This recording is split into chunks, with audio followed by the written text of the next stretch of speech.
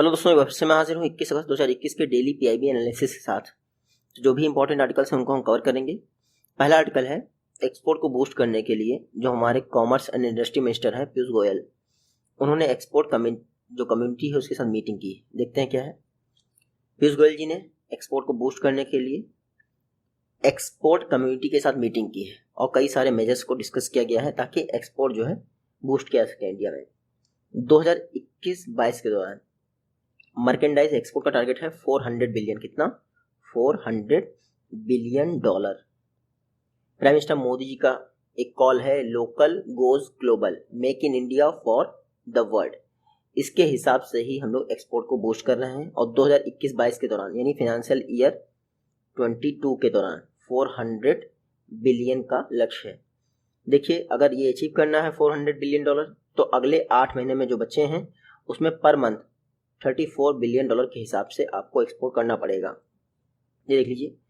पीयूष गोयल जी ने इसके अलावा ये भी कहा कि 2030 तक जो एक्सपोर्ट कम्युनिटी है उसको 2 ट्रिलियन डॉलर का एक्सपोर्ट टारगेट रखना चाहिए, जिसमें से 1 ट्रिलियन डॉलर आपका मर्केंडाइज एक्सपोर्ट हो जाएगा और 1 ट्रिलियन डॉलर आपका सर्विसेज का एक्सपोर्ट हो जाएगा। तो 2030 तक के लिए 2 ट्रिलियन डॉलर का एक्सपोर्ट टारगेट बोला है इन्होंने, जबकि फाइनेंशियल ईयर 22 के लिए कितना? 400 बिलियन डॉलर। ये जरूर याद रखिएगा। मिनिस्टर ने कहा है कि 2 सेपरेट डिवीजन्स जो है सेटअप किए गए हैं कॉमर्स मिनिस्ट्री के तहत, जो कि सर्विसेज सेक्टर पर फोकस करेंगे ताकि 1 ट्रिलियन डॉलर का सर्विस एक्सपोर्ट टारगेट अचीव किया जा सके 2030 तक। उसके अलावा 1 अक्टूबर 2021 से एक नई फॉरेन ट्रेड पॉलिसी लागू हो जाएगी इंडिया में। और क्या काम किया जाएगा?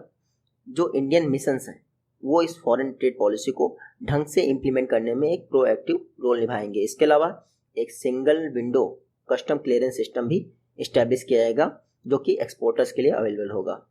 जुलाई 2021 की बात की जाए तो जुलाई 2021 में 35 बिलियन डॉलर का एक्सपोर्ट हुआ। कितना? 35 बिलियन डॉलर का एक्सपोर्ट। और अगले 8 महीने में पर मंथ कितना चाहिए? 34 बिलियन डॉलर। तो इसका मतलब जुलाई में एक्सपोर्ट काफ़ी अच्छा रहा, जो कि पिछले ईयर की जुलाई से, यानी पिछले ईयर तो नहीं, 2019 की जुलाई से कितना? 35% अधिक है।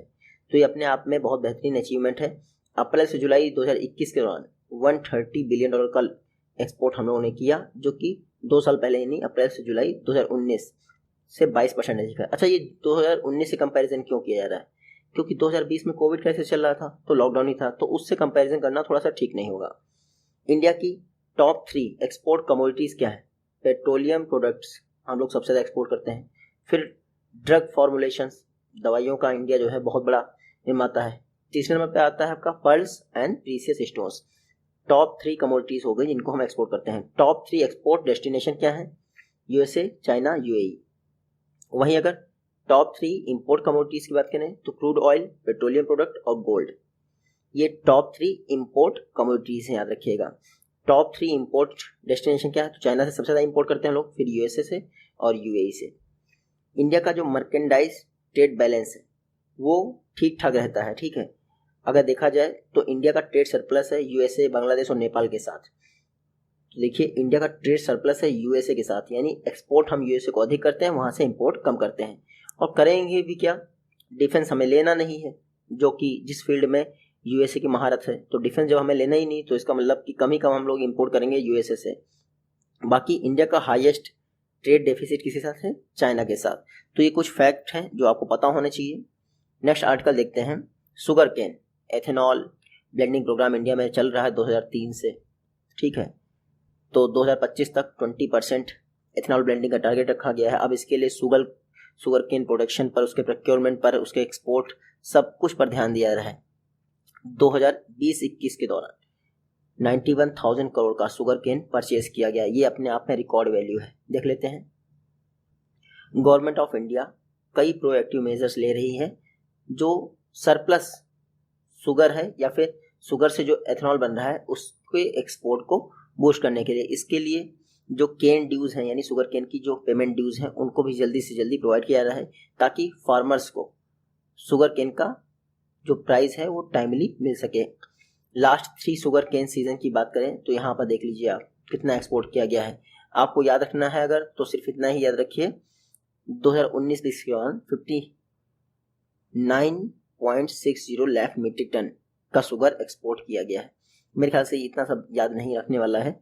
हाँ, ये याद रखिएगा, शुगर केन का जो सीजन होता है वो अक्टूबर से सितंबर तक होता है, सेम एज आपका कपास। कपास का सीजन भी अक्टूबर से सितंबर तक होता है और शुगर केन का भी सीजन अक्टूबर से सितंबर तक होता है। अगर करंट शुगर केन सीजन की बात की जाए तो government of India 60 lakh metric tonne sugar export को फैसिलिटेट करना चाहती है, जिसके लिए वो 6,000 रुपीज़ पर मीट्रिक टन के हिसाब से असिस्टेंट प्रोवाइड कर रही है। गवर्नमेंट ऑफ इंडिया का टारगेट है 60 lakh metric tonne sugar export करना। 60 लाख मीट्रिक टन का टारगेट है और कॉन्ट्रैक्ट दिया जा चुका है 70 लाख मीट्रिक टन के लिए, जो कि 60 लाख मीट्रिक टन से अधिक है। अभी तक 60 लाख मीट्रिक टन से ज़्यादा जो हम लोग शुगर केन है या फिर शुगर है मिल से वहाँ से उठा ही चुके हैं एक्सपोर्ट करने के पर्पज से, और जिसमें से 55 लाख मीट्रिक टन जो है फिजिकली एक्सपोर्ट किया गया है कंट्री से। तो एक्सपोर्ट का टारगेट लगभग अचीव ही हो रहा है। शुगर मिल्स क्राइसिस में चल रहे थे, गवर्नमेंट ऑफ इंडिया ने क्या किया, एथनॉल ब्लेंडिंग प्रोग्राम लॉन्च कर दिया ताकि शुगर मिल से डायरेक्टली एथनॉल बन सके। और पहले इनको अथॉरिटी नहीं थी, बी हैवी मोलेसिस के लिए तो अथॉरिटी नहीं थी शुगर मिल्स को।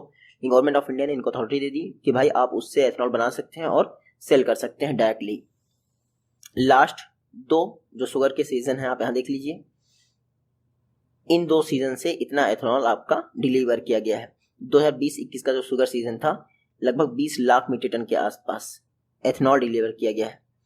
उसके अलावा शुगर सीजन 2021-22 की बात करें तो 35 लाख मीट्रिक टन के आसपास शुगर डिलीवर की जानी है और 2024-25 तक ये 60 लाख मीट्रिक टन हो जाएगा, जो कि एथनॉल के पर्पज से डिलीवर की जाएगी। तो 2021-22 में 35 lakh metric tonne sugar deliver की जाएगी एथनॉल बनाने के पर्पज से। उसके अलावा आप यहाँ देख सकते हैं अभी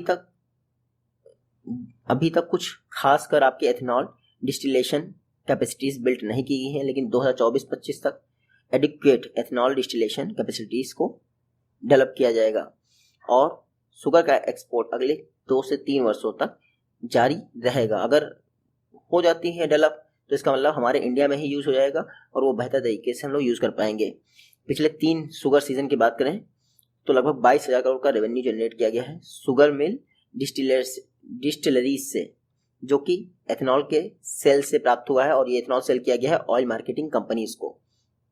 2018 में गवर्नमेंट ने जो शुगर मिल्स थी उनको अलाउ कर दिया कि भाई वो एथनॉल डायरेक्टली जो है मैन्युफैक्चर कर सकती हैं बी हैवी मोलेसिस से।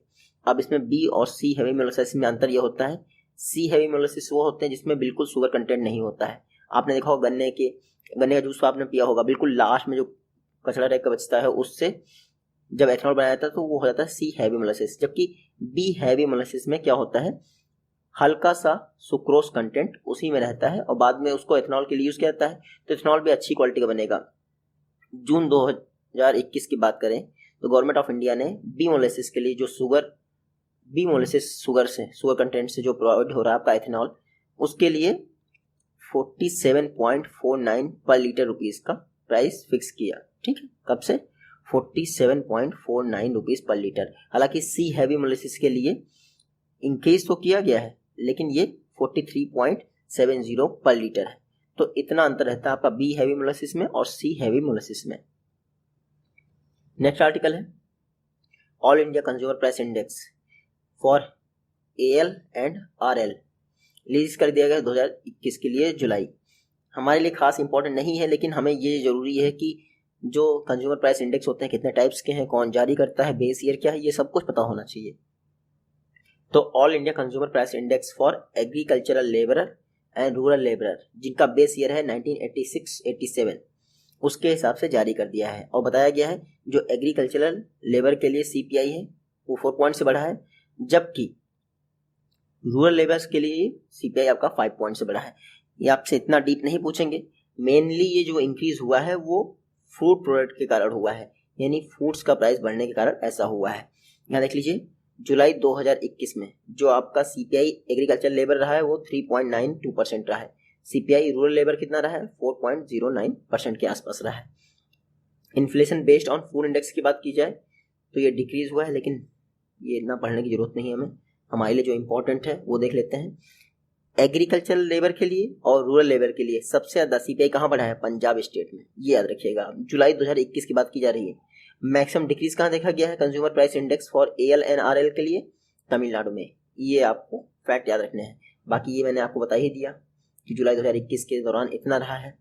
फूड इन्फ्लेशन जुलाई 2021 में थोड़ा सा डिक्रीज हुआ है जून 2021 से,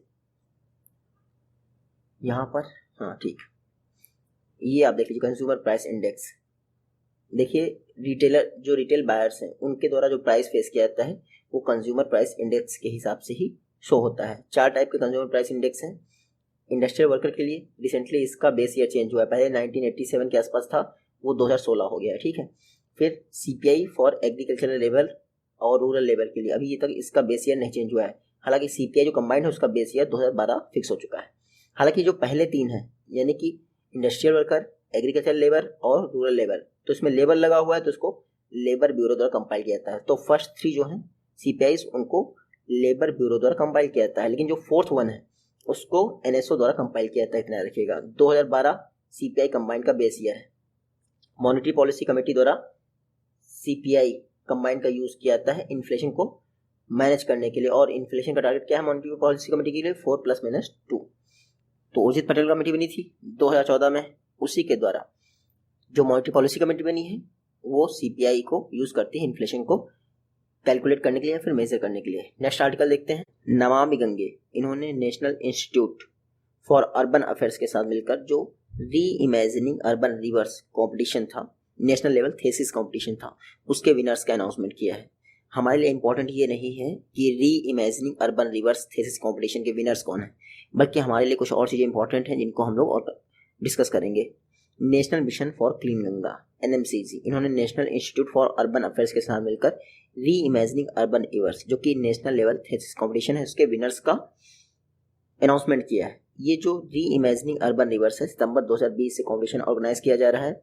ये दोनों ऑर्गेनाइजेशन मिलकर इस कॉम्पिटिशन को ऑर्गेनाइज कर रहे हैं। पर्पस क्या है? जो सिटीज़ के पास रिवर सेंसिटिव एरिया है उसको कैसे डेवलप किया सकता है बेटर मैनेजमेंट के लिए, इसमें यंग माइंड्स को इन्वॉल्व किया सके। तो ये देख लीजिए, पहली बार इस तरह का कोई इनिशिएटिव लॉन्च किया गया है ताकि अर्बन रिवर इश्यूज को टैकल करने के लिए यंग माइंड्स को इंगेज किया सके। तो सिटीज, सपोज करिए कानपुर के पास से गंगा नदी निकलती है तो बहुत ज़्यादा पॉल्यूटेड हो जाती है। कानपुर से पहले गंगा नदी देख लीजिए और कानपुर के बाद गंगा नदी देख लीजिए तो बहुत बड़ा अंतर है। वैसे दिल्ली के पहले आप यमुना रिवर देख लीजिए और दिल्ली के बाद देख लीजिए तो बहुत बड़ा अंतर है। तो इन सिटीज़ के किनारे जो ये पॉल्यूटेड रिवर्स हैं इनको बेटर मैनेजमेंट के लिए reimagining urban rivers competition organise किया गया। इसके 3 थीम है, याद रखिएगा। री इमेजिनिंग वाटर बॉडीज और वेटलैंड्स, फिर सेकंड है eco friendly river front project और तीसरा है प्रमोटिंग रिवर टूरिज्म। ये 3 थीम है आपके री इमेजिनिंग अर्बन रिवर्स कॉम्पिटिशन के। इसमें यंग माइंड्स को इन्वॉल्व किया जा सकता है। सेकेंड एडिशन जो ये थेसिस प्रोजेक्ट कॉम्पिटिशन है इसका लॉन्च भी कर दिया गया, यानी फर्स्ट एडिशन के विनर्स अनाउंस किया गया और सेकेंड एडिशन इसको लॉन्च भी कर दिया गया। बाकी इस बार के थीम क्या है, ये सारे हैं। तो पुराना वाला जो सितंबर 2020 में लॉन्च किया गया था उसके थीम 3 थे, अब इस बार के इतने सारे थीम हैं तो मेरे ख्याल से आपको रखने की जरूरत नहीं है। हमारे लिए इंपॉर्टेंट है नमामि गंगे प्रोग्राम कब लॉन्च किया था? जून 2014 में लॉन्च किया गया था। 2 ऑब्जेक्टिव थे, effective abatement of pollution and conservation and rejuvenation of national river Ganga. तो पहली बात पोल्यूशन कंट्रोल करना, फिर conservation and rejuvenation of national river Ganga. ये जो आपका नमामि गंगे प्रोग्राम है इसको ऑपरेट किया है डिपार्टमेंट ऑफ वाटर रिसोर्स के द्वारा, मिनिस्ट्री ऑफ जल शक्ति के तहत आता है, याद रखिएगा। नेशनल मिशन जो नमामि गंगे प्रोग्राम है इसको national mission for clean Ganga के द्वारा इंप्लीमेंट किया जाता है। ये national mission for clean Ganga अपने स्टेट काउंटर पार्ट्स यानी स्टेट प्रोग्राम मैनेजमेंट ग्रुप्स के साथ मिलकर इसको इंप्लीमेंट कर रही है नमामि गंगे प्रोग्राम को। National mission for clean Ganga है क्या? जो नेशनल गंगा काउंसिल है 2016 में सेटअप की गई थी। नेशनल गंगा काउंसिल, इसके हेड होते हैं प्राइम मिनिस्टर, उसी की इम्प्लीमेंटेशन विंग है आपकी national mission for clean Ganga. अच्छा, ये नेशनल गंगा काउंसिल क्या है? National Ganga river basin authority का बदला हुआ रूप है, यानी उसको रिप्लेस किया था। नमामि गंगे प्रोग्राम के लिए 20,000 करोड़ रुपए दिए गए थे जो कि सेंट्रली फंडेड हैं, नॉन लैप्सेबल कॉर्पस हैं और 288 प्रोजेक्ट के लिए दिए गए हैं। लेकिन यूज हो पाएंगे ये शक है। कुसुम स्कीम, पीएम कुसुम स्कीम, किसान ऊर्जा सुरक्षा एवं उत्थान महाअभियान। देखिए किसान का नाम भले ही हो, लेकिन याद रखिएगा Kusum scheme ministry of new and renewable energy की है।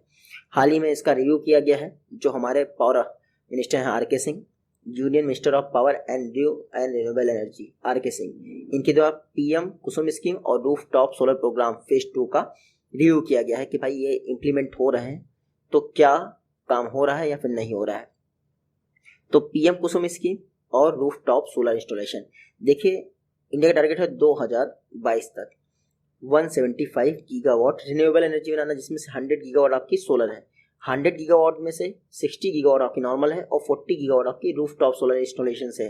रूफ टॉप सोलर इंस्टॉलेशन पीछे चल रहा है, यानी इसमें लोग इंटरेस्ट नहीं दिखा रहे हैं। हालांकि गुजरात टॉप पे है रूफ टॉप सोलर इंस्टॉलेशन में, लेकिन फिर भी इसको इम्प्रूव करना है, यानी इसको स्पीडअप करना है, तो इसीलिए कई सारे इनिशिएटिव लिए जा रहे हैं। Roof top solar installation phase 2 चल रहा है। पर्पस क्या है, 2022 तक 40,000 मेगावाट यानी 40 गीगावाट का roof top solar installation provide करना, यानी कि लगभग 40 गीगावाट इलेक्ट्रिसिटी जनरेट हो रूफ टॉप सोलर इंस्टॉलेशन से। बाकी रूफ टॉप जो सिस्टम है वो ग्रिड कनेक्टेड हो, डीसी पावर जनरेटेड हो, सोलर वोल्टाइक पैनल वगैरह ये सब कुछ हो। ये जो आपका रूफ टॉप सोलर स्कीम है, इसका फेज 2 डिस्ट्रीब्यूशन जो कंपनीज हैं, स्टेट डिस्ट्रीब्यूशन कंपनीज, उनके द्वारा इंप्लीमेंट किया जा रहा है। इसमें आपको सब्सिडी मिलती है। अगर 3 किलोवाट का कनेक्शन लेते हैं, मतलब सोलर इंस्टॉलेशन लेते हैं, तो 40% सब्सिडी मिलती है। फिर 3 किलोवाट से 10 किलोवाट तक का लेते हैं तो आपको 20% सब्सिडी मिलती है। एग्जैक्टली ऐसे ही याद होना चाहिए आपको कि रूफ टॉप सोलर इंस्टॉलेशन के दौरान 3 किलोवाट तक के सोलर इंस्टॉलेशन के लिए कितनी सब्सिडी, 40%। उसके बाद 3 किलोवाट से 10 किलोवाट तक के सोलर पैनल के लिए 20% सब्सिडी, ये आपको पता होना चाहिए। रूफ टॉप सोलर इंस्टॉलेशन हो गया। फिर पीएम कुसुम स्कीम, किसान ऊर्जा सुरक्षा एवं उत्थान महाअभियान स्कीम, बजट 2018 में अनाउंस की गई, ministry of new and renewable energy की स्कीम है। याद रखिएगा इसमें क्या करता है, इसमें क्या करना है, पीएम कुसुम स्कीम के तहत 28,250 मेगावाट का सोलर इंस्टॉलेशन करना है फार्मर्स फील्ड में, चाहे वो आपके सोलर पंप्स के लिए हो या बैरन लैंड हो, उसका यूज किया जाए। पीएम कुसुम स्कीम के 3 कंपोनेंट हैं, जिसमें 2022 तक पीएम कुसुम स्कीम के तहत जो ये 3 कंपोनेंट है 2022 तक 30.8 गीगावाट इलेक्ट्रिसिटी ऐड करेंगे। कंपोनेंट ए के तहत 10 गीगावाट यानी 10,000 मेगावाट का grid connected renewable power plants लगाए जाएंगे बैरन लैंड्स में। फिर 2 मिलियन यानी 20 lakh solar powered agricultural pump लगाए जाएंगे। फिर सी सेक्शन क्या है इसका, 1.5 million grid connected solar power agricultural pump, इनका सोलराइजेशन किया जाएगा। यानी ये पहले से 1.5 मिलियन 15 लाख सोलर पंप्स हैं, इनको ग्रिड कनेक्शन प्रोवाइड किया जाएगा। तो अभी ग्रिड कनेक्टेड नहीं है। तो ये 3 कंपोनेंट याद रखिएगा। कुसुम स्कीम के द्वारा फार्मर्स को एडिशनल इनकम मिलेगी कैसे, भाई ग्रिड कनेक्टेड होंगे ना ये, तो जितनी बिजली आपने यूज किया तो ठीक, नहीं तो अगर आप ग्रिड में दे देते हैं तो गवर्नमेंट आपको पे करेगी 5 रुपये 4 रुपये पर यूनिट के हिसाब से। गवर्नमेंट भी अजीब है, खुद लेना होता तो इतना महंगा देती है और हमसे सस्ते में लेती है। ये आप थोड़ा सा आप पढ़ सकते हैं MyGov की प्लेटफॉर्म से, लेकिन मेरे ख्याल से ये आपको पढ़ने की जरूरत नहीं है, वहीं से आप पढ़ लीजिएगा। नेक्स्ट आर्टिकल क्या है, ये आर्टिकल थोड़ा सा ये एडिट करना भूल गए हैं हम लोग, सॉरी, ये है Somnath temple. Prime minister Modi ji ने सोमनाथ टेम्पल गुजरात में कई सारे प्रोजेक्ट की आधारशिला रखी। जो सोमनाथ टेम्पल है गुजरात में, याद होगा महमूद गजनवी कई बार आक्रमण किया, 17 बार मेरे ख्याल से आक्रमण किया। देखिए मंदिर निर्माण की 3 शैलियां होती हैं, उसमें सोमनाथ टेम्पल को बनाया गया है नगर शैली में। देखिए बेसर शैली होती है, नगर शैली होती है और द्रविड़ शैली होती है। तो नगर नॉर्थ इंडिया में प्रचलित है, द्रविड़ साउथ इंडिया में प्रचलित है और बेसर क्या है जो मिडिल में प्रचलित है, यानी उनका mixture. Prime minister Modi ji ने क्या किया, श्री पार्वती टेम्पल का भी फाउंडेशन स्टोन रखा सोमनाथ टेम्पल के साथ साथ। सोमनाथ को मंदिर इसको डेवलप किया गया है प्रसाद स्कीम के तहत। प्रसाद आपको पता ही है, pilgrimage rejuvenation and spiritual heritage augmentation drive. Somnath मंदिर के लिए प्रसाद स्कीम के तहत 47 करोड़ दिए गए हैं। Shri Parvati temple total outlet 30 crore इसका है। मतलब जो प्रसाद स्कीम के है तहत जितनी भी आपके टूरिस्ट प्लेस हैं या मंदिर खास करके ठीक है, धार्मिक स्थल है, उनके आसपास डेवलप किया जाता है। तो श्री पार्वती टेम्पल वहीं पे आता है, इसीलिए 30 करोड़ इसके लिए अलग से दिए गए हैं। बाकी ये मेरे ख्याल से जो श्री पार्वती टेम्पल है इसको सोमपुत्रा सलत स्टाइल में डेवलप किया जाएगा। गर्भगृह होगा, फिर नृत्य मंडप होगा। अब गर्भगृह नृत्य मंडप क्या होता है वो हम लोग अभी देखेंगे। प्रसाद स्कीम देख लीजिए आप, 2014-15 में लॉन्च की गई, मिनिस्ट्री ऑफ टूरिज्म की स्कीम है। National mission on pilgrimage rejuvenation and spiritual augmentation drive, PRASAD scheme. Name of the scheme was change from PRASAD to PRASHAD, ये हो गया और इतना बड़ा हो गया। अक्टूबर 2017 में इसका नाम चेंज किया। पहले नॉर्मल प्रसाद थी, 2015 में लॉन्च की। अक्टूबर 2017 में इसका नाम हो गया PRASHAD. Heritage augmentation drive, spiritual heritage augmentation drive भी शामिल कर ली गई। नगरा नॉर्थ इंडिया के लिए मैंने आपको बताया था, फिर द्रविड़ के लिए साउथ इंडिया के लिए है द्रविड़, और फिर आपका एक क्या है बेसर शैली, वो मिडिल इंडिया के लिए है। जो नगर शैली होती है नॉर्थ इंडियन टेम्पल स्टाइल है, इसमें क्या होता है, कलश होता है। सारे जितने भी नगर शैली में मंदिर बनाए थे उन सब में कलश जरूर होता है। अब देख लेते हैं, जब भी आप नागर शैली के मंदिर देखेंगे तो स्टार्टिंग में अर्ध मंडप होगा जहाँ पे आप एंट्री करते हैं, फिर एक मंडप होगा। मंडप में क्या करते हैं आप लोग, खड़े होते हैं, आरती पूजा वंदना अर्चना सब कुछ करते हैं। फिर उसके जस्ट सामने गर्भगृह होगा जहाँ पे भगवान की प्रतिमा रखी होगी। भगवान की प्रतिमा रखने के ऊपर शिखर होगा, ये आप शिखर देख पा रहे होंगे, ये सारा शिखर है। फिर उसके बाद आमलक होता है, ये शिखर और कलश के बीच में आमलक होता है, कलश सबसे ऊपर रखा होता है। तो नागर शैली के मंदिर की खास विशेषताएं होती हैं, कलश होता है, ठीक है। तो बाकी आपने आर्ट एंड कल्चर में पढ़ा होगा, मुझे इतना पढ़ाने की जरूरत नहीं है। मिलते हैं आपसे नेक्स्ट वीडियो में, तो टेक केयर।